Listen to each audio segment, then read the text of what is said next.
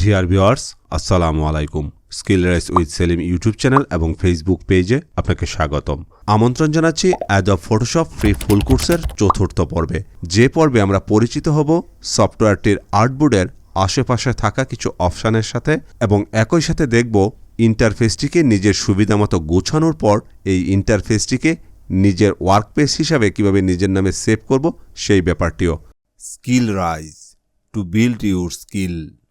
ফটোশপটিতে কোনো ছবি অথবা কোনো ডকুমেন্টস নেয়ার পরে আরও কিছু অপশান চলে আসে, যেমন এখানে উপরের দিকে ডানে বামে যে রোলার বারটি দেখতে পাচ্ছি সেটা হচ্ছে হরিজন্টাল রোলার বার, আর ঠিক এই পাশটায় উপরে নিচে যে রোলার বারটি দেখা যাচ্ছে সেটা হচ্ছে ভার্টিক্যাল রোলার বার।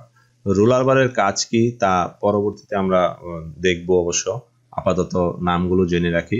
আবার আমরা যখন এই ছবিটাকে যদি জুম ইন করি তখন কিছু পরিবর্তন আবার এখানে দেখা যাবে, যেমন জুম ইন করি, জুম ইন করার শর্টকাট কি হচ্ছে কন্ট্রোল প্লাস। জুম ইন হওয়ার সাথে সাথে এখানে দুটো স্ক্রল বার প্রদর্শিত হচ্ছে, একটি হচ্ছে উপরে নিচে, আরেকটি হচ্ছে ডানে বামে। তো ডানে বামে যে স্ক্রল বারটি বিদ্যমান দেখাচ্ছে সেই স্ক্রল বারটিকে হরিজন্টাল স্ক্রল বার বলে, আর এই পাশটায় যে উপরে নিচে যে স্ক্রল বারটি দেখাচ্ছে সেটাকে ভার্টিক্যাল স্ক্রল বার বলা হয়। এই পাশে একটা আমরা মান দেখতে পাচ্ছি এখানে, এটার নাম হলো জুম ইন্ডিকেটর। ডকুমেন্টসে কতটুকু জুম হলো, সেটা ইন হোক বা আউট হোক, সেই মানটি এখানে প্রদর্শিত হয়। যেমন এখানে দেখা যাচ্ছে 3.33%। এটাকে যদি আমি আরো বড় করি, এখন 6.67% দেখাচ্ছে। এখন যদি আমি ছোট করে আসি 25% দেখাচ্ছে।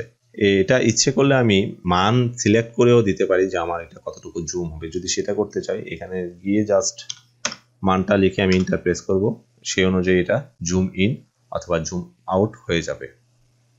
ঠিক তার পাশটাতেই এখানে কিছু তথ্য আমরা দেখতে পাচ্ছি, যেটার নাম হচ্ছে স্ট্যাটাস বার। এই স্ট্যাটাস বারটির কাজ হলো আমার এই ওপেনকৃত ডকুমেন্টটি টোটাল তথ্য মোটামুটিভাবে এখানে প্রদর্শিত হবে। যেমন আমি যদি এই ছবিটি সম্পর্কে জানতে চাই, সেক্ষেত্রে আমি যদি এটাতে ক্লিক করি, এটার ওয়াইড কত, হাইট কত, চ্যানেল কি, রেজুলেশন কত তা দেখাচ্ছে। এবার আপনি আপনার টোটাল ইন্টারফেসটি আপনার মতো সাজানোর পর, যেমন আপনি যদি আপনার এই প্যালেট বক্সটি আপনার মতো গুছিয়ে নেন, আপনার টুলবারটি আপনার মতো গুছিয়ে নেন, এরপর যদি আপনার এই ইন্টারফেসটিকে আপনার ওয়ার্কপেস হিসাবে সেভ করে রাখতে চান, সেটা কিভাবে করবেন সেটা আসুন একটু দেখে নেই।